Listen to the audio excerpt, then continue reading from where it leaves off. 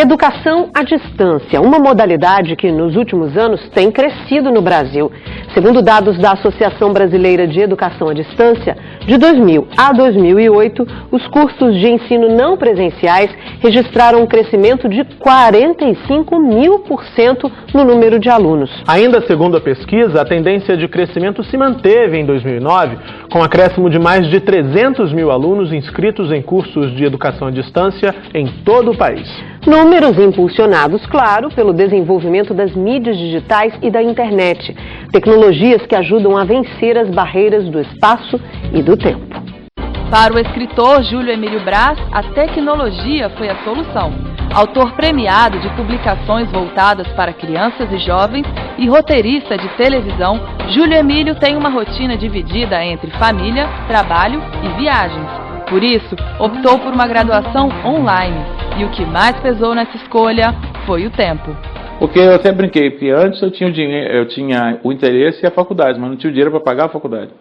Agora eu tenho dinheiro para pagar a faculdade, mas não tenho tempo. Né? O primeiro semestre para mim é até tranquilo, não viajo muito, mas no segundo semestre eu quase não fico em casa, porque indo para a escola, para feira de livros e tudo mais, então esse curso veio preencher adequadamente. O escritor quer realizar um sonho antigo, a graduação em História.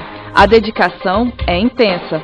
Do laptop ele se conecta com professores e alunos e compartilha dúvidas, experiências e resultados.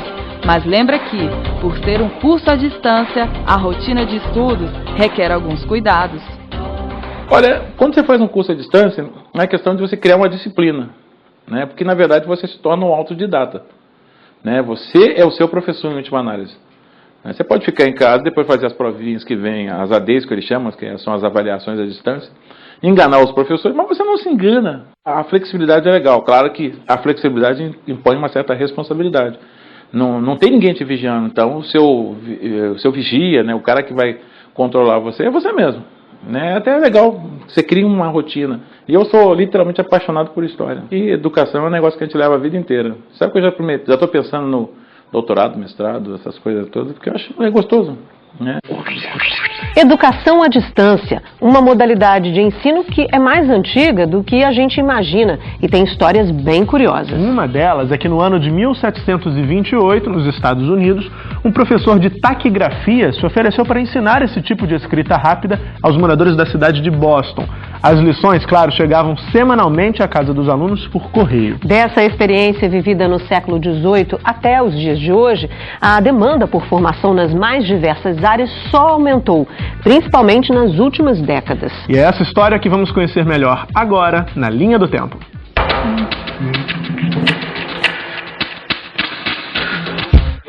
Foi por meio de cartas que a história da educação à distância começou a ser escrita.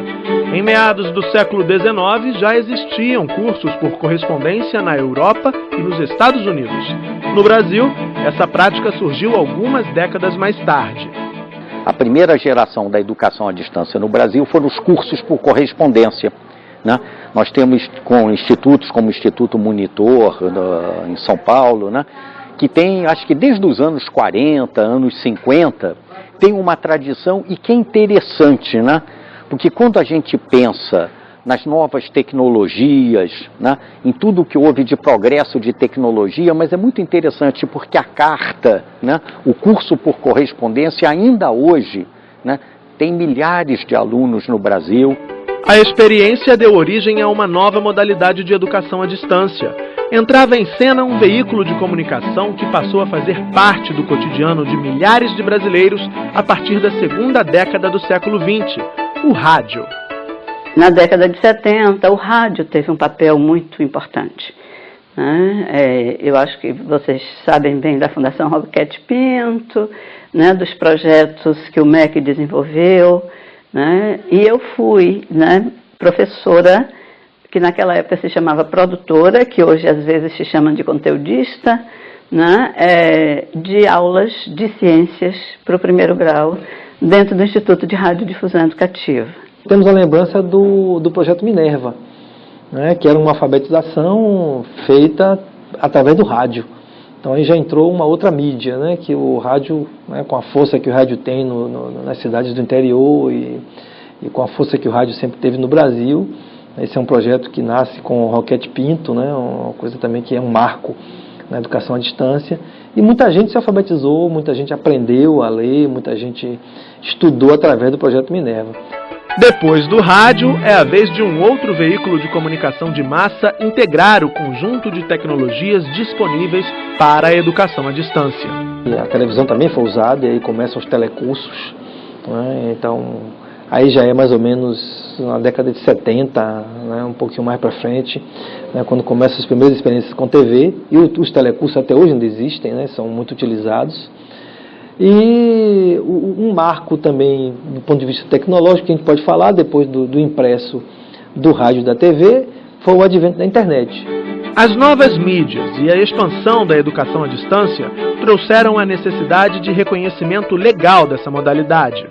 Eu acho assim que um grande marco foi a Lei de Diretrizes e de Bases da Educação Nacional, que é de 1996, né?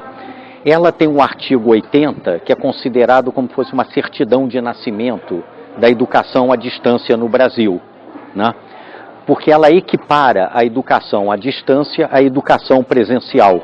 No início do século XXI, outra iniciativa gera impactos no projeto brasileiro de educação à distância, o surgimento da Universidade Aberta do Brasil. A proposta era promover a criação de um Sistema Nacional de Educação Superior à distância. Eu acho que a UAB, ela é um marco, eu acho que da entrada da educação pública, né, do poder público entrando nessa área, e o que é muito importante, né, ela coloca um padrão de qualidade. Hoje o único estado brasileiro que não tem uma universidade oferecendo curso à distância, universidade pública, é o estado do Acre.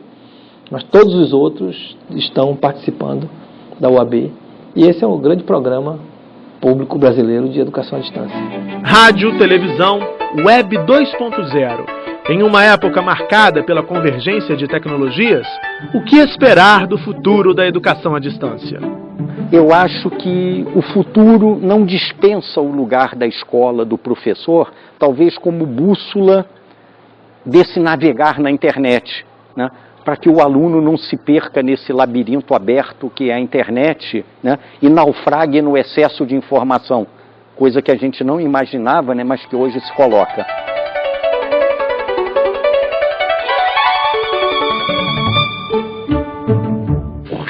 A gente acaba de ver um pouco da trajetória da educação à distância e pode afirmar que aqui no Brasil, essa modalidade de ensino está em processo de expansão. No final de 2008, por exemplo, o país já contava com mais de 2.600.000 alunos em cursos à distância. Ainda segundo os dados do censo EAD.br, a grande maioria desses alunos, cerca de 80%, estão na região sudeste. Ou seja, um dos desafios para esses cursos é ter uma maior adesão em outras regiões do Brasil.